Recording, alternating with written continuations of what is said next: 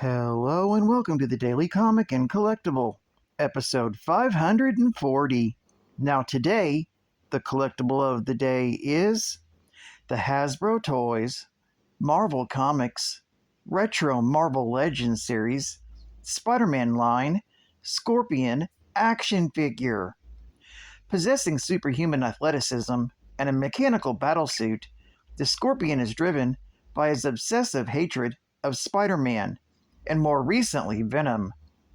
This 6-inch scale action figure of Spider-Man's green, grimacing enemy, Scorpion, crawls onto the Marvel Legends scene with this figure inspired directly from the Marvel Comics, and features the Scorpion's classic deco and most important weapon, his scorpion stinging tail.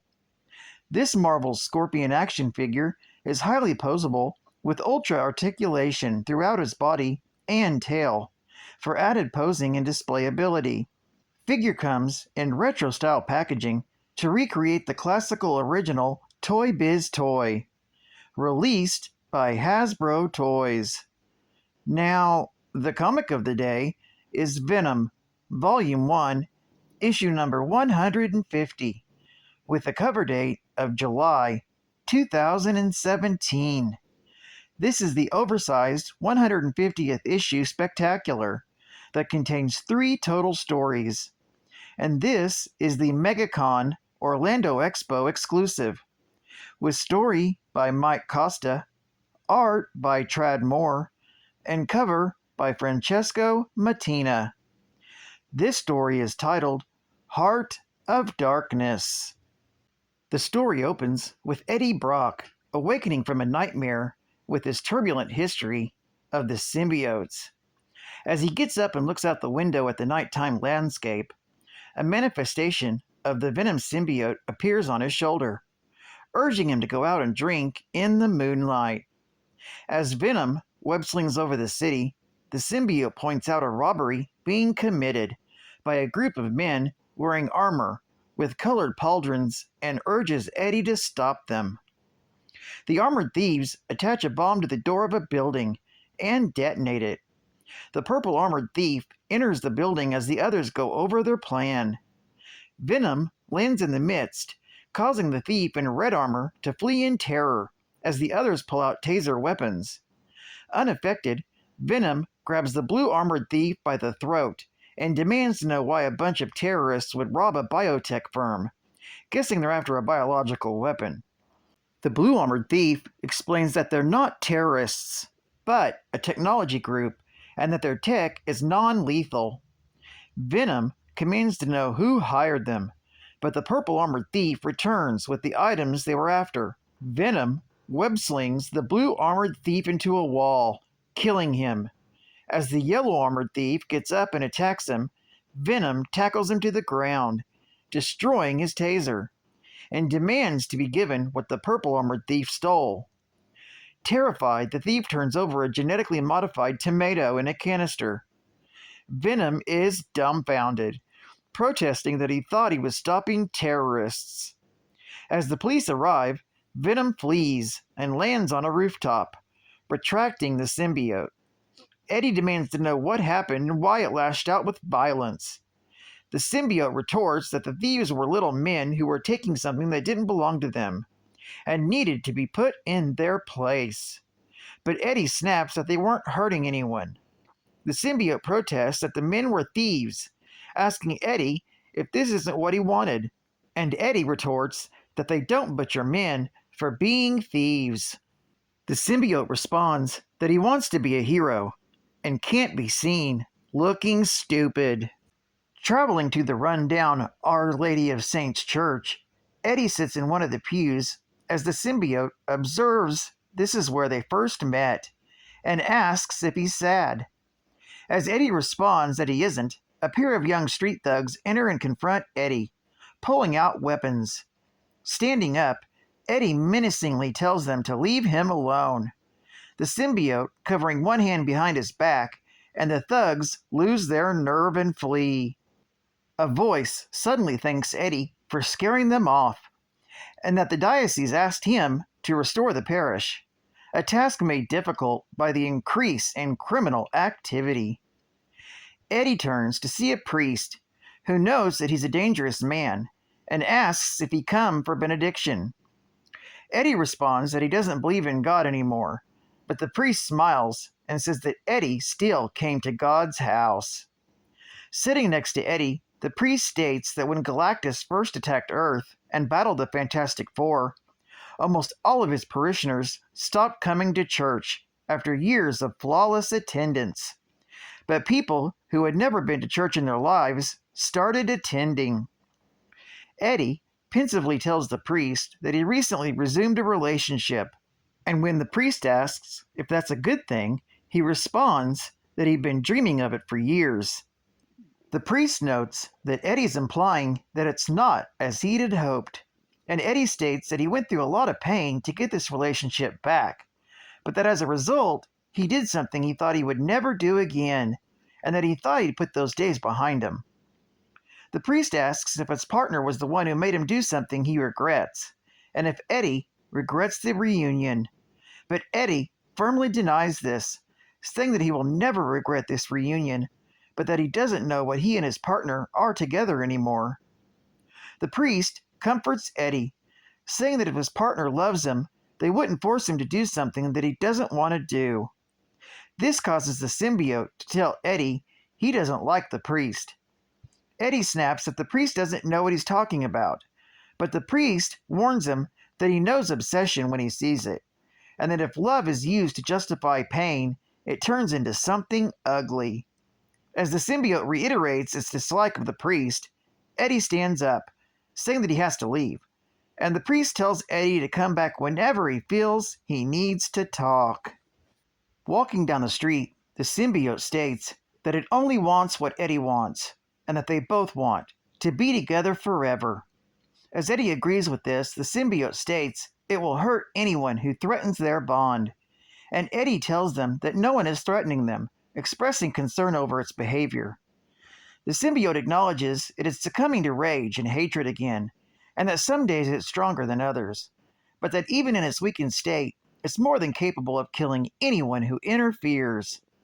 A bright light shines behind Eddie, and the symbiote warns him of an incoming attack, but not fast enough to avoid being attacked by the scorpion.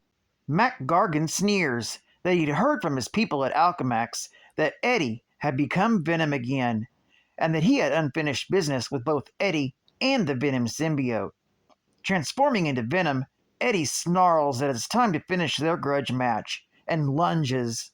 Venom's claws spark off Gargan's armor as the scorpion's tail shoots a torrent of flame at him. Venom grabs the tail and crushes it, but Gargan uses the distraction to blast Venom at point-blank range, with a sonic weapon mounted in his pincers. Gargan taunts Eddie as the symbiote sloughs away, saying that he had Alchemax modify his armor to pinpoint the frequency that causes the symbiote the most amount of pain, and that he still has nightmares of when he was bonded to it. As Gargan expresses his intent to crush Eddie's head and burn the symbiote to cinders, Eddie realizes that Gargan fears the symbiote and urges it to exploit this. The symbiote enters Gargan's suit, and he immediately jettisons the scorpion armor, terrified that he wants to bond with him again. Eddie sneers that the symbiote would never leave him for the likes of Gargan before punching him out and collapsing, exhausted from Gargan's beatdown. The symbiote envelops him and carries him to safety as he passes out, saying that he will always take care of him and won't let anyone get between them. A little while later, Eddie regains consciousness in Our Lady of Saints Church, asking the symbiote what happened and where they are. It responds that they're back where they first bonded, comparing their relationship to marriage, and when asked why it brought him there, the symbiote responds that the church is a special place where they were bonded forever, and that no one will break their bond. Looking around, Eddie is horrified to see the seemingly dead body of the priest nearby, and that his hands are covered in blood, asking the symbiote what it's done. As Eddie sorrowfully cradles the priest's body in his arms, the symbiote ominously responds that they did what they will do to anyone who tries to come between them. This story is continued in Venom, issue number 151. Geek Fact: Eddie Brock is the former villain turned anti-hero Venom, a reporter whose fall from grace was unwittingly caused by the actions of Spider-Man. Brock would go to Our Lady of Saints Church to ask God's forgiveness before attempting suicide. However, a symbiote that had been earlier discarded there by Spider-Man sensed his anger and merged with Eddie, combining their shared scorn to become one of Spider-Man's deadliest foes. Bonus Geek Fact: the symbiote that would later be known as the Venom symbiote was spawned at some point during the reign of the darker elder god Null. Much of the symbiote's history prior to its arrival on Battleworld is unclear, in part due to its memories having been erased, modified, or otherwise altered numerous times. According to some sources, including itself, the symbiote was the 998th of its lineage, while others purport it was the first symbiote created by Null.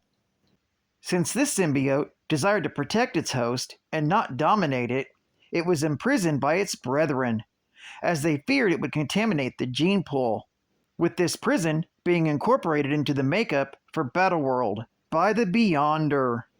It was then discovered by Spider-Man during the Secret Wars. It bonded to him and assimilated his powers into its own genome. Unfortunately, it was later discarded by Spider-Man when he learned it was alive and sentient, as he was disgusted by the idea of permanently bonding to it. Marvel's Mysterious Mess-Ups. This 150th issue spectacular has a 4-page cover gallery featuring every comics the cover with the title Venom. Well, it would have if it had not been for one big mess-up. The Venom cover gallery is missing the 2-issue miniseries Venom, Sign of the Boss, from September and October of 1997. Wow! And final geek fact: former private investigator Mac Gargan was hired by J. Jonah Jameson to find out how Peter Parker was able to get incredible pictures of Spider-Man. Gargan's efforts to locate Peter in order to find out the truth triggered Parker's spider sense, making him easily avoidable every time. Frustrated, Jameson decided to pay $10,000 to Gargan to be the subject of an experiment. The experiment, created by Dr. Farley Stillwell, a researcher in animal mutation, which endowed the subject with the characteristics of another animal. Unfortunately, the process resulted in the loss of Gargan's sanity and the creation of the superpowered criminal menace known as the Scorpion. Over the years, Scorpion fought and was bested by Spider-Man many times. Most of these confrontations were the result of Spider-Man stopping an attempt on the life of Jameson, who Gargan hated even more than Spider-Man. Scorpion attacked Jameson on his wedding day, but failed thanks to Spider-Man. Well, I'd like to thank you for joining me for another Daily Comic and Collectible, and I hope to see you again Friday. This is Cat Fan Comics Man, and I'll catch you on the flip. Over and out.